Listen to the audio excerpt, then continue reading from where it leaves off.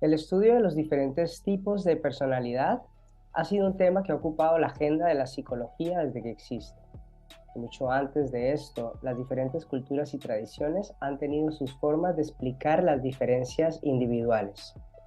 El eneagrama es una de estas clasificaciones de la personalidad. Es una antiquísima teoría que se cree nacida hace más de 2000 años en Afganistán y Babilonia y transmitida por la tradición oral sufí. En su momento fue traída a Occidente a manos de Claudio Naranjo, psiquiatra chileno, especialista en teorías de la personalidad y que pasó buena parte de su vida profundizando en el estudio del ser humano. Para hablar de enneagrama y entender su valioso aporte, decidí invitar a una persona que yo considero tiene tiempo suficiente profundizando en el conocimiento de esta herramienta y que a través de su trabajo con ella ha logrado impactar y mejorar la vida de muchas personas, cosa que continúa haciendo. Mi invitado de hoy se llama Fabricio Mahmoud Tremsal y Fabricio es muchas cosas. Entre ellas es programador neurolingüístico, terapeuta gestalt de adultos y niños, profesor, formador de enneagrama de la personalidad, herramienta que dice llegó a su vida en 2001. Y también es coach, coach enfocado en trabajo con parejas y familias. Definitivamente Fabricio es un profesional que ha logrado muy bien integrar en su trabajo herramientas que creo yo impactan positivamente la vida de los demás, pero sobre todo usa su tiempo y energía para generar espacios de conciencia en distintos ámbitos sociales, familiares, académicos, y su trabajo beneficia a personas de todas las edades, pues su enfoque va desde temas de infancia y educación hasta trabajo con parejas y familias. Además de todo lo ya dicho, mi invitado es el creador del enfoque de trabajo personal llamado El recuerdo de sí y las 7 claves del desarrollo personal y espiritual. Conferencista internacional que considero yo utiliza su propio trabajo personal y su propio proceso de conciencia para crear espacios y entornos que facilitan la toma de conciencia de las personas en todos los ámbitos de su vida, cosa que se evidencia de manera muy fuerte en sus redes sociales, pero sobre todo en la manera en que comparte su trabajo y sus conocimientos con los demás. Bienvenido a un viaje al interior, Fabricio. Muchas gracias por estar con nosotros. ¿Cómo estás? Hola César, buen día. Muchas gracias por la bienvenida y gracias por el espacio. Me llama la atención porque has hecho un camino de aprendizaje muy interesante, muchos años de trabajo, formaciones, experiencia. ¿Quieres contar un poco cómo llega Fabricio al mundo de la terapia o al mundo del desarrollo humano en general? Claro, allí por el 2001, en mi camino espiritual, que es el sufismo, me comentaron o conocí un maestro, un maestro sufí, que enseñaba una herramienta que decían que podía transformar a las personas, que transformaba el yo, el ego. Entonces empecé a escuchar estas palabritas, me llamaron mucho la atención y decidí inscribirme en un seminario con este maestro, que era uno de los representantes en Argentina. Y lo que me enseñó allí me transformó. Entré en el seminario de un modo y salí no acabado de otro modo, sino con muchas más preguntas de las que entré. Realmente lo que se cayeron en mí eran las certezas de lo que creía que era yo mismo. Y esto fue el Eneagrama Sufí. Y por ejemplo, si vamos a tu infancia, cuando tú eras niño y te preguntaban, ¿no? ¿Qué querías ser de grande o cuál era tu sueño cuando fueses adulto? ¿Tenía algo que ver con todo lo que haces ahora o era algo muy diferente? Mira, esta pregunta tiene dos respuestas. Por un lado, tuve, yo digo, la maldición y la bendición al mismo tiempo de haber tenido una madre que tenía muchos conflictos con mi padre y que me tomó a mí como terapeuta. Yo con 12, 13 años escuchaba cuestiones, ¿no? Como de lo que le pasaba a ella y de cómo era el vínculo de pareja con mi padre, que realmente no me hacían bien, no me hicieron bien, pero hoy agradezco todo eso porque fue el puntapié inicial de que en mí se formara una suerte de pequeño terapeuta o de pequeño escuchador, si se quiere, o buen oyente de mi madre y tratar de ser un salvador. Eso trajo muchísimos, digamos, dejó secuelas de herida de infancia en mí, pero a la vez yo creo que sembró la semilla de lo que hoy es un terapeuta como integral como el que trato de ser yo. Pero, sin embargo, la segunda pasión que tenía era la electrónica, era la mecánica, así que mi primer estudio, mi primer título fue técnico superior en electrónica, carrera y profesión que ejercí durante muchísimos años, ¿sí? Abocado al diseño con microcontroladores, microchip, electrónica, hasta que de pronto esta beta humanística empezó como a empujar en mí y me cansé de analizar máquinas y el comportamiento de lo binario para empezar a estudiar un poco y justo se coincidió con la entrada del enegrama en mi vida y allí por los veintitantos años ya empecé como a querer investigar un poco de no cómo funcionaban tanto la electrónica y los circuitos integrados, sino cómo funcionaba el ser humano, lo que somos, la mente humana. Empecé por la mente, por supuesto, y el cuerpo, pues me di cuenta que detrás está el subconsciente y un montón de lugares súper apasionantes. Y por ejemplo, cuando hablabas de que eras como un pequeño terapeuta para tu mamá por todas estas circunstancias, ¿este pequeño terapeuta también se manifestaba en otras relaciones con tus compañeros de colegio, con otros familiares también, o era exclusivamente en este ámbito? No, por supuesto, bien como cuando el complejo de Edipo y todas estas cuestiones entra con la madre, se manifestaba el terapeuta con muchas otras chicas que iba conociendo en la vida. Generalmente salía con mujeres, básicamente, el Salvador, el niño Salvador terapeuta de la madre. Y bueno, hasta que pude hacer consciente el patrón, durante mucho tiempo quise jugar de salvador terapéutico de las mujeres que la vida me ponía en el camino. Tanto con los varones no, porque con los varones en aquella época era como una cuestión más machista, si se quiere, estaba como en un entorno mucho más machista, y hablar de emociones o hablar de sentimientos o hablar de profundidad de la vida no había mucho espacio para eso. Se trataba de jugar al fútbol bien, de conocer muchas chicas y tal vez de tomar algunos tragos por la noche y ver dónde nos íbamos a emborrachar. Solamente eso. Así que no había mucho lugar para este nivel de profundidad. Ok, hoy, porque trabajas con muchas cosas y tu trabajo es muy amplio, pero hoy me gustaría que profundicemos, perdón, un poco en el eneagrama. Si tú tuvieses que definir el eneagrama a un nivel que cualquier persona pudiese entenderlo, ¿cómo lo definirías? Para ti, ¿de qué trata esta herramienta? A ver, yo creo que muchas personas andamos por la vida con un- una vaga noción de sí mismo. Primero vamos a empezar con distinciones muy importantes. El sí mismo. El sí mismo es la autopercepción. ¿Sí? La enteropercepción, la percepción hacia adentro de uno mismo. Y la verdad que como uno se percibe muchas veces es algo un poco borroso, no suele estar bien delineado, ¿no? Es como me pasan cosas, repito actitudes, repito situaciones o repito formas de vincularme con la gente y no sé bien de dónde viene y por qué, ¿no? ¿Por qué reacciono como reacciono? ¿Por qué algunas cosas me afectan más que otras? Entonces, la generalidad de las personas, hasta que hacemos un trabajo, andamos por la vida con una vaga noción de mí mismo, una vaga noción de sí mismo, ¿sí? El sí mismo, la autopercepción, el autoconocimiento.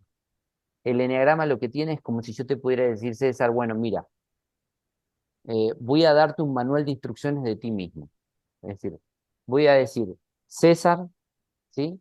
Eh, siente así, y te voy a escribir precisamente lo que sientes en cada situación, y te voy a escribir precisamente cómo reaccionas ante cada situación, y te voy a escribir precisamente cómo es tu forma de conducirte por la vida, y te voy a describir precisamente cuál es la emoción que te domina, cuál es la que sale más a menudo en ti, y te voy a escribir cuáles son tus creencias limitantes y cuáles son tus potencialidades, y todo eso lo voy a poner en un manual de ti mismo y te lo voy a dar, acabado. Y tú vas a abrir el manual y vas a decir, wow, esto es una foto de mí mismo, de mi interior. Bueno, eso es el eneagrama. Cuando tú reconoces cuál es el arquetipo o el patrón de personalidad, el estilo de personalidad del que habla el eneagrama, tu eneatipo, dices, wow. No hay persona que no venga a un taller y diga, wow, están hablando de mí. Y contemplando que en el mundo del autoconocimiento, de la terapia, el mundo del desarrollo humano, hay cientos de herramientas. Cuando tú conociste el eneagrama por primera vez, ¿qué dirías que fue lo que más te sorprendió? Obviamente ya nos has dado una explicación de esto, del manual y demás, pero a ti, Fabricio, en ese momento, ¿qué fue lo que más te sorprendió? ¿Qué encontraste especial ahí en ese manual que te entregaron? Bueno, yo había escuchado y había hecho algunos otros seminarios o retiros. eh, Venía también de hacer retiros espirituales con los salesianos, porque mi primer formación antes de ser sufí, mi espiritualidad pasaba por los salesianos, por la orden de Don Bosco. Había escuchado y tomado otras pequeñas herramientas, pero como mente técnica que yo venía, acuérdate que en esa época todavía ejercía de técnico en electrónica, cuando vi el enneagrama, cuando pude ver cómo funcionaban las personas, lo que más me sorprendió, tengo que ser sincero, fue la precisión. Es decir, tenía un nivel de precisión para describir al ser humano, a los estilos de personalidad, al comportamiento y a la forma de sentir y percibir el mundo que no había visto en ninguna parte, que no había visto en ninguna otra herramienta, que no había visto en ningún otro retiro. La precisión y mi mente técnica y científica adoró esa precisión, es decir, acá no había fisura. Acá si uno entiende bien la herramienta, es increíble lo precisa que es. Y eso que somos todos seres diferentes, ¿no? El principio de individualidad igual opera, porque hay matices de cómo percibe. Pero cuando te dicen, ok, sí, ante el miedo uno reacciona atacando y otro reacciona huyendo, pero la emoción de base es el miedo a la amenaza. ¡Wow! Y es percibir el mundo como un lugar hostil. ¡Wow! Y empieza a pegar en fibras interiores que es tan precisa la descripción que a mí me sorprendió, a mí me cautivó, porque mi mente técnica dijo, ah, este es el sistema de estudio de sí mismo, de hecho se le llama así, sistema de estudio de uno mismo, o sistema de estudio de la personalidad o del carácter, más preciso que es conocido hasta el día de hoy. Y ojo, he hecho muchísimas otras formaciones y me sigue pareciendo el más preciso para el estudio de uno mismo. Ahora, si tú me dices, ¿es la herramienta más precisa para modificarse a uno mismo? Tal vez te diría que no, pero para entenderse a uno mismo, sí. Y es la puerta de entrada para luego poder hacer algo con eso. Entonces, hasta el día de hoy me sigue pareciendo el enneagrama la herramienta más precisa del estudio del carácter o la personalidad. Me gusta eso que dices. Bueno, cuando yo conocí el enneagrama, tuve una experiencia muy similar. Como que muchas cosas que nunca me había atrevido a decir o que sabía, cuando hice el enneagrama fue como, wow, ese siempre he sido yo, pero desconocía todo ese mundo interno, ¿no? Y por ejemplo, si ya lo llevamos a tu propia experiencia, ¿no? A estas primeras experiencias, a estos primeros contactos, ¿cuáles recuerdas hoy como esos primeros descubrimientos acerca de ti mismo y de tu personalidad, de los cuales no eras tan consciente y que gracias al eneagrama se empezaron a manifestar poco a poco? Bueno, retomando la historia de lo que me pasó con mi madre, lo primero que salió en evidencia es que yo andaba por la vida intentando ser una especie de superhéroe fuerte, todopoderoso, ¿no? Y en esa coraza de querer ser como eh, duro, o fuerte o salvador, se escondía en la sombra mi rechazo a todo lo que tenía que ver con la fragilidad, la sensibilidad y la debilidad. De hecho, para mí integrar un polo femenino en mí mismo, en esto de que somos yin y yang, ¿no? Que somos masculino y femenino dentro de uno mismo, más allá de género. Eres un hombre y tienes lugares masculinos y lugares femeninos en tu interior. Eres una mujer y tienes lugares masculinos y lugares femeninos. Pero para mí, que estaba tan polarizada mi personalidad en solamente los rasgos masculinos, ¿sí? Acá no hablamos de género, hablamos de energías, ¿eh? En los rasgos masculinos de la personalidad, integrar, aceptar y hasta reconciliarme con mis rasgos femeninos que tenían que ver con la sensibilidad, con la fragilidad, con la debilidad, con dejarme cuidar, con dejarme proteger, fue todo un trabajo. Lo primero que dejó en evidencia en mí y lo primero que me impactó fue mostrarme el nivel de polarización interna que yo tenía, es decir, muy identificado yo mismo con lo masculino, muy rechazado y negado con el lado femenino interior, ¿sí? Que por supuesto al estar rechazado, negado y dolido en la sombra, ¿dónde lo proyectaba? En las mujeres que conocía. Y entonces eran todas mujeres frágiles, débiles, ¿entiendes, no? Así funcionamos, lo que dejamos en la sombra lo terminamos buscando o poniendo afuera. Bueno, entonces integrar ese conocimiento fue, creo que, uno de los momentos más transformadores en mi vida, porque desde el momento en que me di el permiso de no ser siempre tan fuerte y tan duro, ¿no? Y permití, por ejemplo, contactar con la sensibilidad, con la belleza, sin que en mi interior hubiera una crítica de que eso era cosa, como decía tal vez mi papá, cosa de marica, ¿no? O sea, ves cómo la infancia deja estas marcas y terminas creando estos patrones. Entonces, cuando pude entender la belleza, el potencial que había en la sensibilidad, en la dulzura, en la fragilidad, en dejarme querer, en dejarme cuidar, en dejarme caer en los brazos de otro para que alguien más me sostenga, fue como un potencial liberado. Lo que creí que iba a ser una especie de contaminar mi sistema fue como una liberación de mi sistema. Fue muy bonito ese momento, porque fue de verdad entender cómo el yin y el yang pueden bailar, danzar en el interior y lejos de ser una debilidad como uno lo percibe, es una potencialidad. Pero claro, mientras esos rasgos están en la sombra, uno no quiere dejarse entrar. Y así como te digo el mío, te puedo decir el del perfeccionista, por ejemplo, que es otro tipo de personalidad, ¿no? El perfeccionista anda intentando ser perfecto en la vida, no cometer errores, y todo lo que tiene que ver con flexibilizarse, con dejarse cometer errores o hacer las cosas no para 10 puntos, hacerla para 8 lo percibe con rechazo. No, ¿cómo voy a hacer eso? Si hago eso, me vuelvo desde el mal sentido, un hippie responsable, se dice algún perfeccionista, ¿verdad? Me vuelvo un que me voy a, no, las cosas no van a salir bien.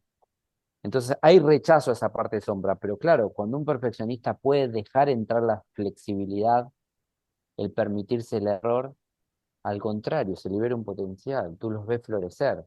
Dices, ay, qué alivio no tener que estar siendo perfecto todo el tiempo.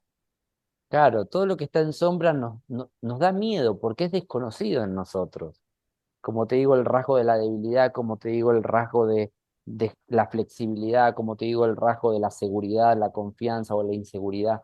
Todo eso son rasgos que tal vez los tenemos polarizados y rechazados y creemos que dejarlos entrar nos van a contaminar el sistema, nos van a debilitar, nos van a paralizar y todo lo contrario, liberan potenciales que vienen desde esa sombra. En la sombra se esconde mucho potencial humano.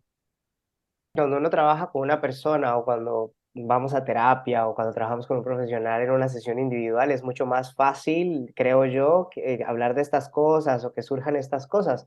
Pero a nivel de trabajo con grupos, personas, equipos, y trabajamos todo esto que estás diciendo, todo esto que sale a la luz y esto que sí, no quiero parecer tan perfeccionista, pero lo soy. ¿Cuáles son esos primeros descubrimientos más comunes o cómo se trabajan o cómo fluyen a nivel de grupo estos descubrimientos versus a la vez estas personas que tal vez puedan tener rechazos o negación de no soy así? ¿Cómo se gestiona eso? O en un equipo, ¿cómo se integra sin que rompa la dinámica? Me genera mucha curiosidad. Bueno, si bien he trabajado en empresas y en compañías, en equipos de trabajo, quiero decirte que no es mi área de expertise. Mi área de expertise sí son los grupos de desarrollo humano, los grupos terapéuticos, o los grupos de enneagrama. Sí, es buena la pregunta porque, claro, cuando uno está a solas con un terapeuta, es como el vínculo de pareja terapéutica, ¿no? En este caso. Entonces hay una cierta intimidad que uno puede permitirse si se establece que el terapeuta del otro lado es bueno, y un buen terapeuta es, te acepto con lo que eres, te abrazo y hasta te quiero o te amo con lo que eres, ¿no? Este es el vínculo terapéutico y es un amor terapéutico, no es el amor de pareja, ¿no? Entonces, cuando uno siente que el terapeuta lo entiende y lo toma tal cual es, no lo critica, uno tiende a abrirse a estos rasgos y la terapia empieza a ser muy efectiva. Eso es en el uno a uno. Pero en lo grupal, claro, está la mirada de mucha gente y tiende a ser donde el patrón de personalidad sale más, ¿cómo decirlo? Más a la defensiva, por ende se activan todas nuestras herramientas y todas nuestras corazas defensivas y emocionales. Justamente esa es la riqueza, que en los grupos humanos trabajamos al revés. En lugar de trabajar desde la intimidad, generamos un terreno en el grupo que sea de seguridad psicológica, es decir, que nadie se va a sentir atacado, agredido, se establecen ciertas pautas de seguridad y luego trabajamos justamente desde el personaje. ¿Ves qué te produce, no sé, César? Ay, no, lo veo a César y me parece que es, no sé, un loco bárbaro. Ok, ¿y qué te produce tal otro? Y en la interacción empezamos a hacer espejo.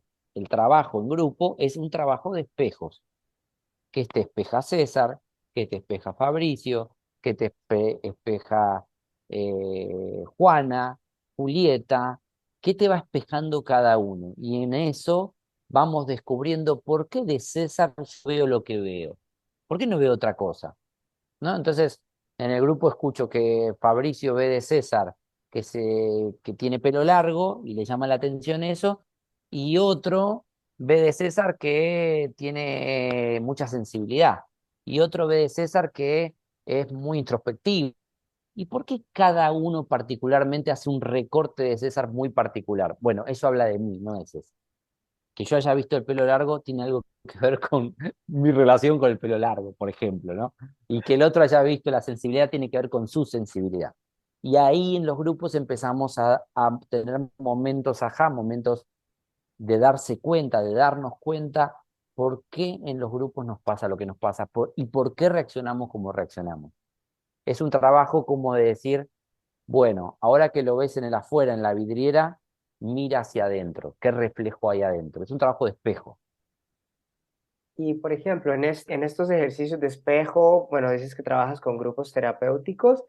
Obviamente hay una transición, me imagino que primero, ¿no? Esto a la defensiva, mis corazas, pero luego hay como un ejercicio en el que la gente va como integrando. ¿Hay alguna experiencia que recuerdes como particular o especial que te haya llamado la atención en todo este tiempo de el cambio o la dinámica grupal gracias a ejercicios de integración del eneagrama? Sí, me acuerdo la última experiencia en el seminario, en el retiro que hicimos en Colombia. eh, Me acuerdo que yo les pedí que secretamente hicieran una lista de creencias y de cosas que le pasaban internamente a cada uno, iba a ser secreto, no iba a quedar revelado, con cada uno de los participantes. Es decir, que emitieran juicios libremente de lo que le pasaba. Ah, no, fulano me cae bien, aquel otro me cae re mal, ¿no? Era un grupo grande y podíamos hacer esto, este trabajo en Colombia. Y eran 4 días de convivencia, César. Esto da la convivencia, el retiro, el poder vivir ahí, comer todos juntos, compartir tanto tiempo, da mucha fricción de egos, ¿no? Nos rozamos todo el tiempo, estamos ahí en convivencia. Y entonces había como sacar una foto en el momento de entrada y sacar una foto en el momento de salida. Y claro, en el proceso se caen estas corazas, se rozan, se liman, se pulen los egos y el momento de salida era muy amoroso. O sea, todo ese prejuicio inicial que tiene más que ver conmigo que con los demás, prácticamente se había diluido y lo que brotaba era una especie de te veo a través de mi ego y tu ego y puedo ver tu interior, puedo ver, hasta te puedo ver amorosamente, empáticamente, compasivamente, misericordiosamente. Nacía como una especie de sensación de hermandad, como una especie de sensación de amorosidad entre todo el grupo. Y entonces en la comparativa de la foto inicial y la foto final cambiaba muchísimo la forma de percibir a los demás. Y era muy bonito porque digo, tal vez uno no cambiaba, pero la forma en que lo perciben a uno cambia. Tal vez yo no cambiaba respecto para otro, pero la forma en que yo percibía a los demás cambiaba. Entonces los vínculos cambiaban. Es muy bonito hacer esta foto de entrada y la foto de salida porque uno se da cuenta de la propia estupidez. Entramos a un cine, es que es la realidad. Entramos a un cine, me voy a sentar tengo dos butacas para elegir que tienen gente. En una butaca hay una mujer, tal vez muy pituca, muy arreglada, coqueta. En otra butaca hay un hombre con lentes. Y miro las dos butacas y digo, no, mejor me siento al lado de la mujer, porque este hombre con lentes ya me cae mal. No, no lo conozco y nunca hablamos una palabra. Y uno ya tiene un juicio. Se dice que el cerebro tarda, creo que medio segundo en emitir un juicio de cualquier cosa. Y esto es una estupidez total, ¿no? O sea, andamos por la vida percibiendo cosas y sintiendo sin siquiera tal vez la persona haber abierto la boca, ¿no? Y encima nos lo creemos como real. Entonces, bueno, como el ejemplo del cine pasa un poco en la vida, ¿no? Emitimos juicios sin siquiera saber la historia ni conocer en profundidad a la persona. Claro, por supuesto, es como tan, lo tenemos tan normalizado, tan aprendido, que vamos Sí. por la calle juzgándolo todo, que no podemos estar en silencio ni mental ni verbal. Cada vez que vemos algo ya queremos emitir un juicio, una crítica, una opinión. Bueno, en eso, César, permíteme agregar que el eneagrama es muy bueno para comprender no solo a uno mismo, sino a los demás, el funcionamiento de los demás. Porque, por supuesto, cuando tú haces un curso de eneagrama y aprendes todos los estilos de personalidad, lo primero es mirar para adentro, pero inevitablemente va a salir una especie de detectar cuál es el estilo de tu mamá, de tu papá, de tu pareja, de tu hermano, de tus hijos. Sale instintivamente. Es como, es hasta divertido el juego de sacarle la etiqueta. No está bien, pero todo el mundo lo hace. Y entonces en eso decís, bueno, con razón no me puedo entender también con esta persona, porque, claro, yo soy excesivamente flexible y esta persona es excesivamente temerosa de los errores. O yo soy extremadamente seguro y esta persona es extremadamente insegura en su interior puja el miedo. Claro, entonces por eso me parece que le da vuelta a todo. No empieza a generar entendimiento de cómo funciona y cómo funcionan los demás respecto a eso. Entonces los vínculos empiezan a tener otro nivel de comunicación y otro nivel de entendimiento.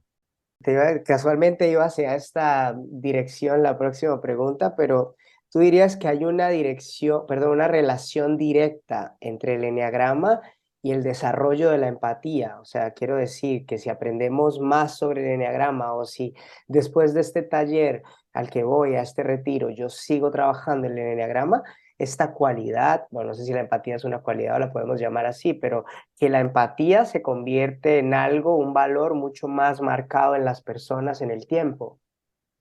Totalmente. Yo creo que el eneagrama es un lindo gimnasio para la empatía, porque desde el momento en que uno ve las propias limitaciones y luego de cada rasgo caracterológico, de cada rasgo de personalidad, uno también ve cómo es la maquinita que funciona adentro, uno ya no puede ver con el mismo nivel de crítica a los demás, al menos no si entiende en profundidad lo que es el eneagrama. Desarrolla la empatía naturalmente porque primero estoy viendo cómo funcionan mis propias limitaciones. Entonces no puedo señalar al otro simplemente. No puedo salir a señalar al otro porque las estoy viendo en mí. Y entonces en eso también puedo empezar a entender las limitaciones de los demás. La empatía es algo que es un lindo gimnasio que el eneagrama trae como efecto secundario, llamémoslo. Y por ejemplo, si cuando una persona va a un taller de estos, bueno, he tenido la oportunidad de hacer algunos no de enneagrama, pero en general este tipo de talleres o retiros, pero ¿tú les recomiendas a las personas o hay algún tip o algo que pueden hacer para lo que se logra en el taller o lo que aprenden o lo que funciona, tratar de mantenerlo y seguirlo alimentando en el tiempo? Bueno, esa es la diferencia tal vez entre un taller intelectual, que puede ser que tiene mucha teoría y tiene alguna práctica, y un taller vivencial de Enneagrama. En el Enneagrama nosotros trabajamos en tres niveles. trabajamos en el nivel visceral o en el nivel instinto sexual motriz, en el nivel cuerpo físico, trabajamos en el nivel emocional y trabajamos en el nivel intelectual. Es decir, cuando entra un conocimiento, un darse cuenta a nivel cognitivo, a nivel intelectual, lo hacemos vibrar a nivel emocional. ¿Cuál es la emoción de base? Y luego lo hacemos sentir en el cuerpo, cómo son esos bloqueos o esas emociones sentidas en el cuerpo. Cuando tú haces la integración de los tres centros, el centro físico, el centro emocional y el centro intelectual, en la experiencia de aprendizaje, se graba a fuego. Es como un sello interior. No es un aprender académicamente, no es un aprender me entiendo intelectualmente, no, es me entiendo intelectualmente, me percibo emocionalmente y me siento físicamente.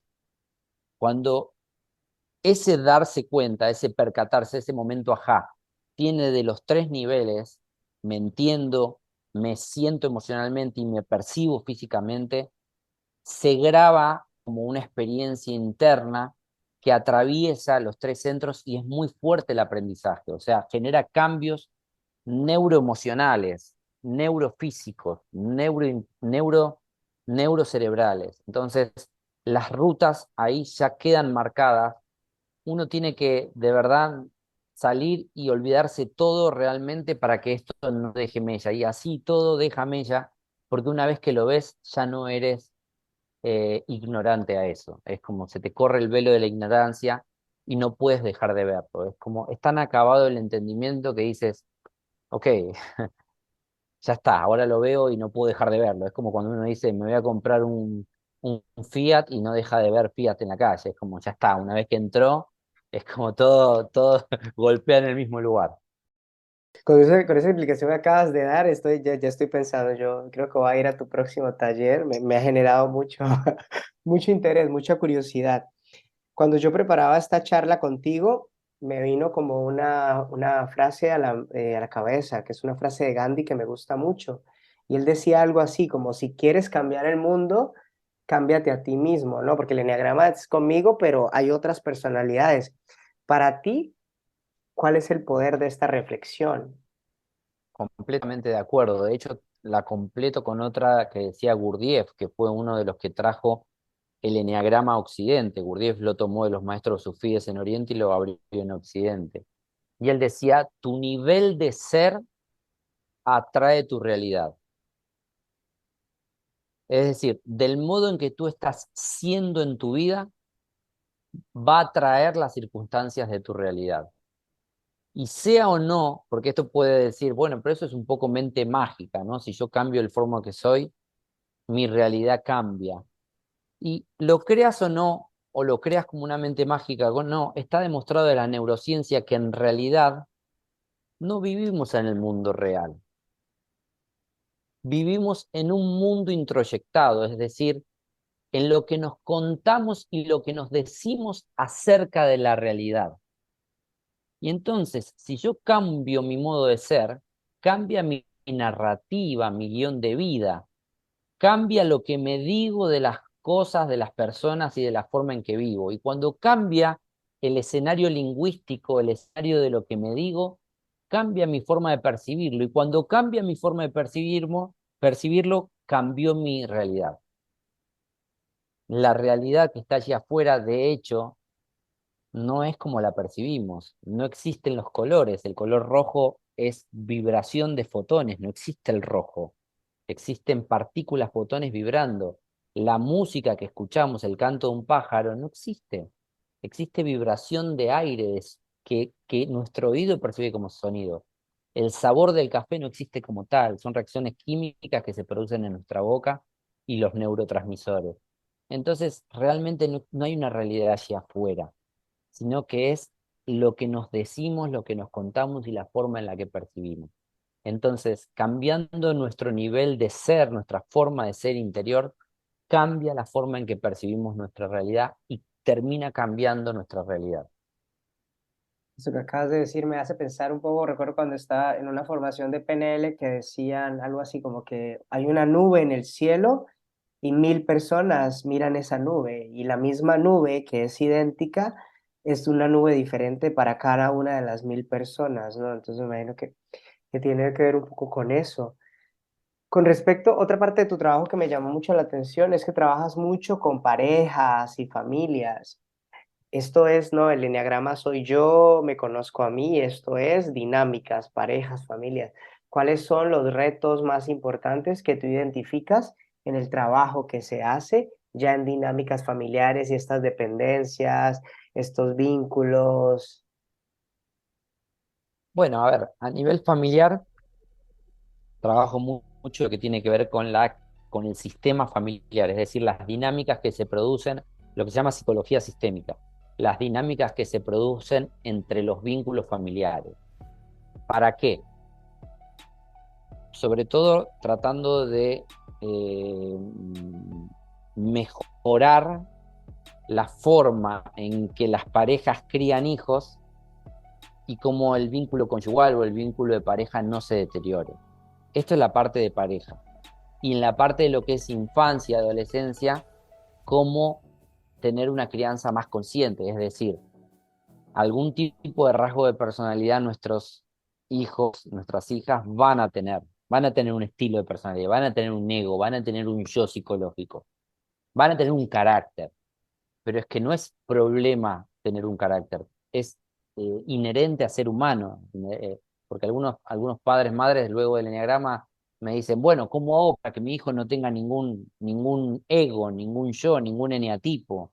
Yo le digo, eso es imposible, algunos van a tener.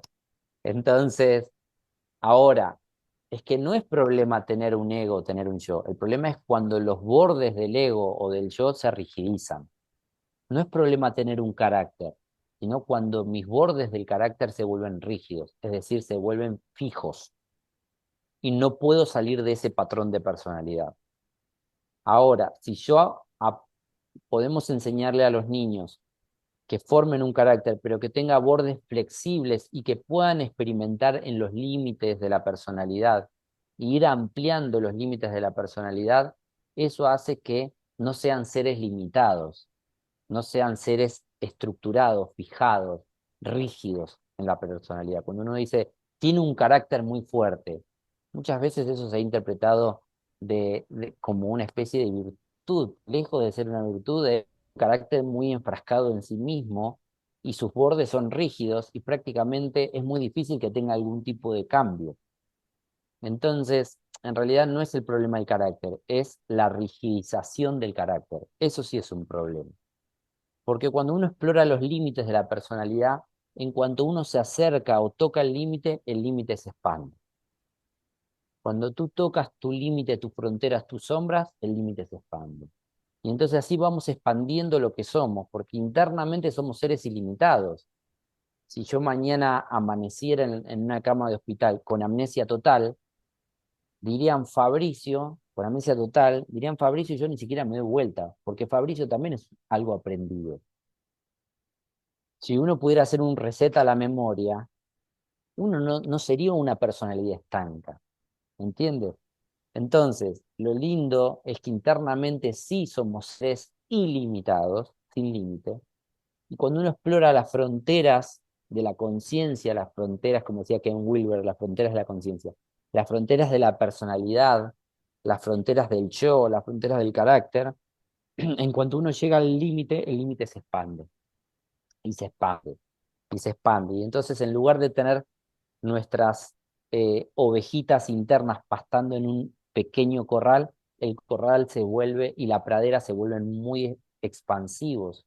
Y entonces podemos explorar mucho más, de formas mucho más creativas y de formas mucho más liberadas de mí mismo, de la cárcel del ego. Eso es lo que tratamos de enseñar a los padres y a las madres de lo que es una crianza consciente, una crianza lo menos condicionada, en donde el niño y la niña pueden explorar más naturalmente cuáles son su propio yo, sin tanto condicionamiento. Si nos mantenemos precisamente en esta área, luego de todo lo que tú has aprendido y todo lo que has desarrollado en todos estos años de trabajo, ¿cómo dirías que han evolucionado tus propias relaciones? ¿Cuál ha sido ese beneficio más grande o el cambio más importante que ha experimentado Fabricio en las relaciones con sus seres queridos o sus vínculos más cercanos? Empatía, lo primero que hablábamos, ¿sí? Yo tengo que admitir que era muy poco empático allá por mi época de técnico, en donde todo era binario, era blanco y negro, sí, ¿no? Me costaba mucho la empatía. La empatía ha cambiado, ha mejorado muchísimo. El poder ponerme en los zapatos del otro ha mejorado muchísimo. Eh, el que lo que antes me molestaba hoy me dé gracia de ciertas personas que quiero, ¿no? O sea, lo que antes me podía fastidiar, hoy hasta me parece tierno o me da gracia, ¿no? O me da pena por el otro porque a veces lo sufre, ¿no? Entonces, ha cambiado. Y ¿sabes qué, César? Algo que yo lo digo y lo siento muy profundamente. Yo no he ganado certeza, yo he ganado preguntas. Este no ha sido un camino de ganar certezas. Las certezas son del yo ego. El ego quiere tener certezas. La vida es muy cambiante, ¿sí? Uno tenía la certeza ya por el 2020 o por finales de 2019 de que iba a tomarse unas grandes vacaciones porque ya tenía el tiquete aéreo comprado y los días tomados y el dinero y todo. Y de pronto vino algo que se llamaba COVID que nadie sabía y nadie más pudo viajar durante un año. Entonces, uno aprende que la vida está plagada más de caos y de preguntas, de autopregunta, de autoindagación que de certeza. La certeza es mucho una mente racional que quiere todo dividirlo entre blanco y negro, unos y ceros, sí, no, arriba, abajo, adelante y atrás. Y lo que he ganado son muchas más preguntas, preguntarme, cuestionarme, ¿no? ¿Quién soy? ¿De dónde vengo? ¿Por qué hago lo que hago?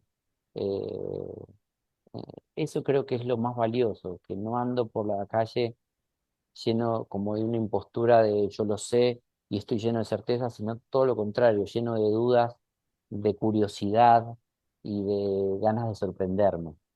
Eso es lo más lindo, creo, lo más valioso. Por lo menos me gusta vivirlo así, me hace acercarme a la vida no como yo ya lo sé, sino qué tienes qué tiene el día de hoy para mostrarme.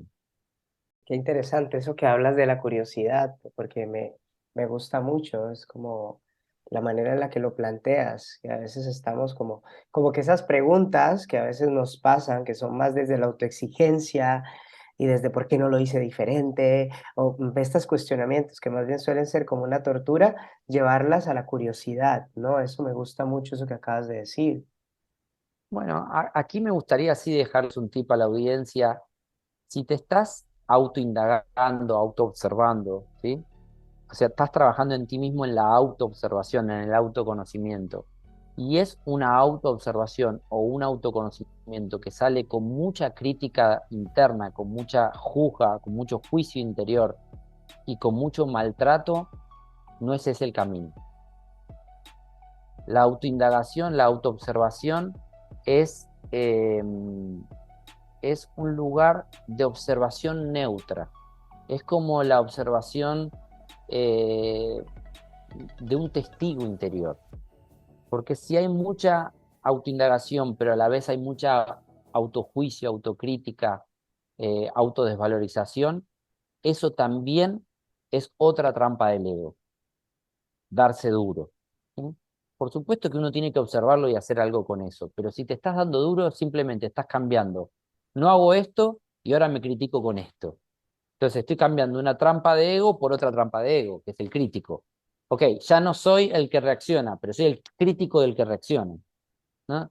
En definitiva, el testigo interior tiene que ver, hacer un zoom interior como un macro y ver la reacción y el crítico interior a esa reacción, y lo que me digo y cómo me machaco. Eso es la verdadera autoobservación. Veo un componente del ego y veo otro componente del ego. Veo un rasgo del yo y veo otro rasgo del yo que lo critica. Y cómo se relacionan entre sí, crítico y criticado.